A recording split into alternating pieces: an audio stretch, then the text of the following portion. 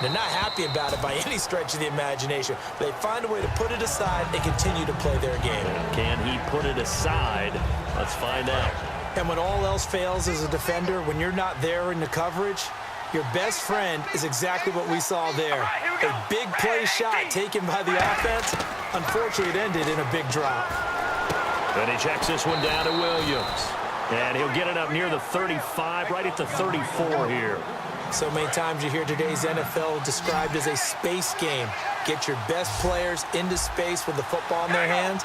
That's why sometimes you just swing it out to your runner, get him out in the flat, and let him have a chance to make people miss an open field. He was looking for Adam Thielen there. And fourth down coming up. Really good, smart play by the defense, understanding third and short, guarding the first down sticks, and being able to make a play on the football and bat it down.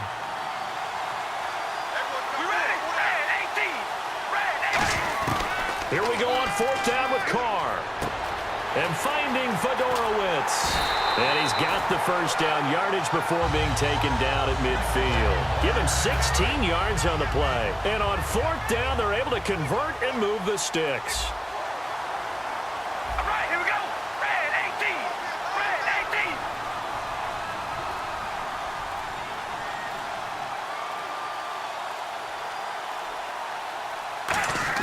From midfield, here's Carr. And he's going to drop this off to Williams, complete. It's an 8-yard pickup, and it'll make it a second down. 2 minutes remain here in the first half. We'll come back to Philadelphia after this.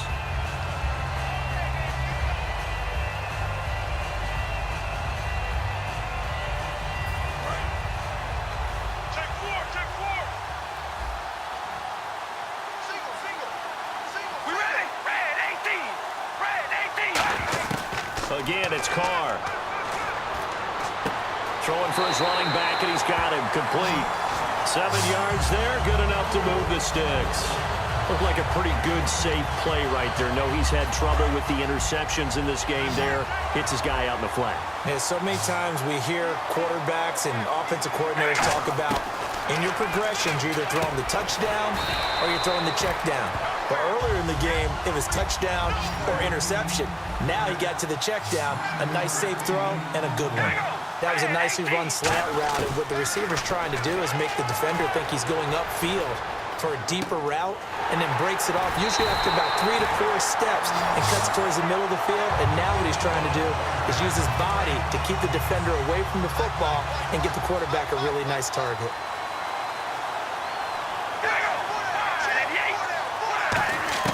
Into the red zone, it's Carr. Flush to his right. That is caught inside the 5. And all the way down inside the 5 to the 4. We talk about mobility on quarterbacks all the time. Here's where it really pays off. Able to move, evade, and is accurate throwing on the run and picking up a first down. That's caught at the 3.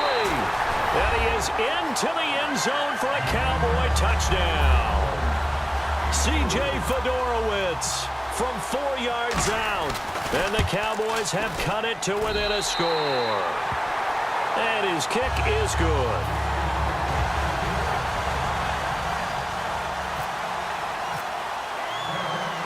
Frank's now on to kick it away after the touchdown.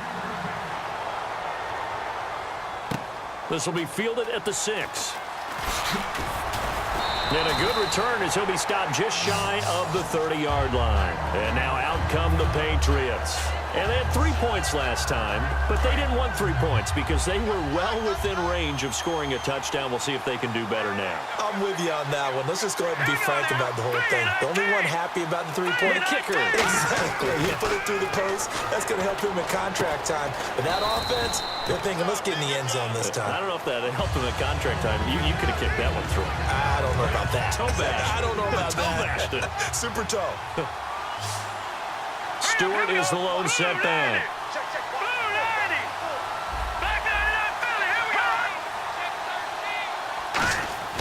Hoyer. Out to the flat. That's complete to his running back. And he'll get it up to the 33-yard line. They'll get a couple yards on that one. And they're going to face a third down. Short of the sticks after that completion, and now it's third down for this offense. And at his size, he's a smaller back. You can get him to football. He can kind of get lost, make someone miss. It's good for him. Yeah, it's great for him. I like what you said there. Sometimes he gets lost in the traffic a little bit, but get him out in the open field into some space. That plays to his strengths the best and keeps him out of it where all the big boys are, you know, make him make someone miss in the open field.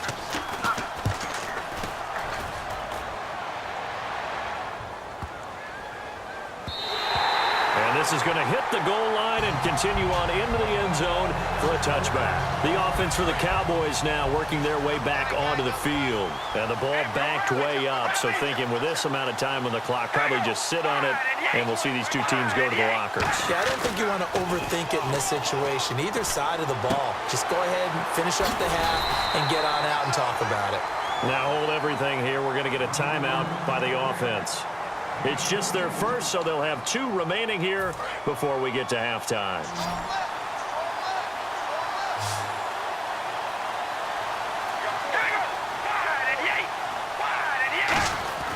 Carr now on first down. Throwing right, and that's complete.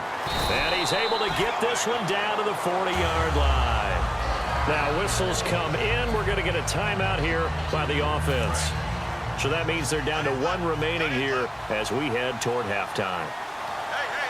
All right, here we go. The final shot here before half for Carr.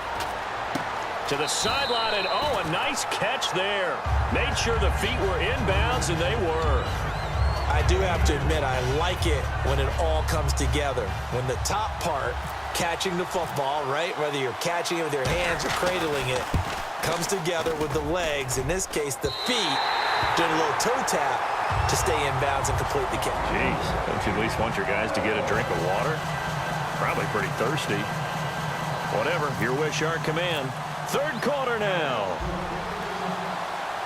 Both teams appear ready for the fight ahead, and we resume action here in quarter number 3. This will be fielded at the 6. And he'll take this across the 25, couple extra yards up to the 27-yard line. Now the Patriots gearing up to go now. They have the lead. Now they'll be looking to extend that lead.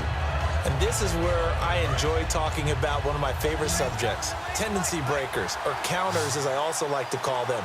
You've done things in a certain way in the first half, and they've had the ability to see what you've done.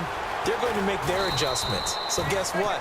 You adjust yourself and try and stay ahead of the pace because you are looking for some separation in this ball game. The adjustment to the adjustment. Without a doubt. Show them one thing, hit them with something else.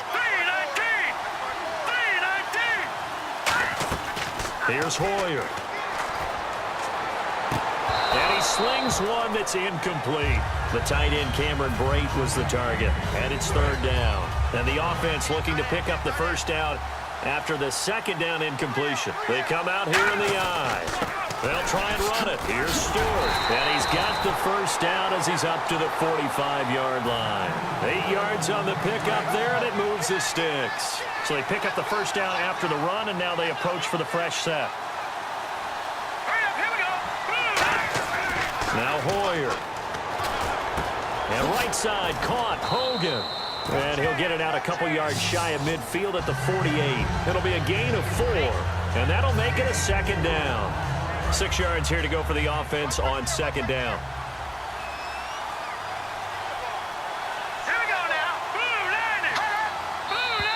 Now flags come in. Looked like one of the Patriots might have moved.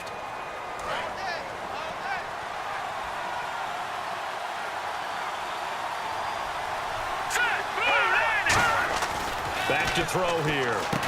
Got a man right side. It's McCaffrey. Just a 1-yard pickup on the play, and it'll be 3rd and 10 now. Good throw, good catch, but I really like the route. The drag and being able to run away from defenders. Hard to stick with them for that long. Yeah, better against man than zone, or better against man, because now you're running away from someone and you're not running into a defensive player in another zone. And McCaffrey, the intended target, and that brings up 4th down. A pretty good coverage there, and both of these defenses, they've had good coverage throughout this one. No doubt about it, and in today's NFL, where we're used to a bit more scoring, This feels almost like a well-pitched game in baseball on both sides where the tension continues to build. Who's going to make the big play? Well, this is going to carry well into the end zone for a touchback. The Cowboys offense now, they head out for their first possession of the second half. They were able to get the stop defensively. Now a chance really to set the tone here in quarter three. They can really take charge, can't they? And this is probably how it was drawn up at the half. I think we can go inside the locker room, all right? And I think we would see up on the grease boards, stop them defensively, get the ball back for the offense, and let's go downfield and score. Seems simple, right? The last part, we have to find out if that's going to happen. But the first part worked to perfection. Did exactly what they wanted, and now their offense has to pay it off. See if they can get the latter 50%. Flushed out right. And he's going to be intercepted a third time. Picked off by Dayon Buchanan. And his guys are going to take over at the 39-yard line. Now the Patriot offense set to take over again. And a tight game after punting last time. See if they can get something going on this drive. As they head to the field now, with the game this close, you've got to feel there's a sense of urgency for them going on offense right now. But they have to do it without letting panic creep in and affect their play. I'm going to show my age here a little bit. We used to talk about running backs catching the ball as safety valves. Nowadays, they're a big part of the passing offense. Quit acting like you're so old. You're only 65. And Gresham's got it over the middle. It's a 7-yard gain there, and it's good enough to move the chains. And a good quarterback facing zone coverage. If he has just a little bit of time to survey the scene, that's what's going to happen. No doubt about it. If there's no pressure, he's going to continue to pick them apart because he'll have all that time to find someone open downfield. He can only cover for so long. So maybe they want to go to a zone blitz scheme, get a little bit more pressure. Remember when Carolina did that against Denver? They lost the game ultimately. They dropped the defensive end out, and he ended up with an interception in that game in Super Bowl 50. Maybe some sort of scheme like that to try and get more pressure at the passer. Give him 9 there on the first down completion. Seeing that play and understanding just how tough it is to cover tight ends, especially the ones running around the NFL nowadays, makes me glad I didn't make it in that league. I would have had a really difficult time. But now you get to sit up here with me. Yeah, and that's fun, isn't it? And what a really nice game right there on first down for them. Brings up a nice second down for them. And welcome back. We are in the city of brotherly love, Philadelphia. It's been a good one so far. Just a 2-point game here as we get set for quarter number 4.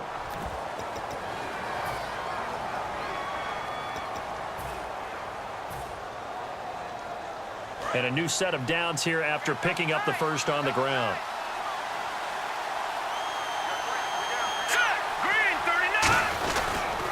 They go back to Stewart on first.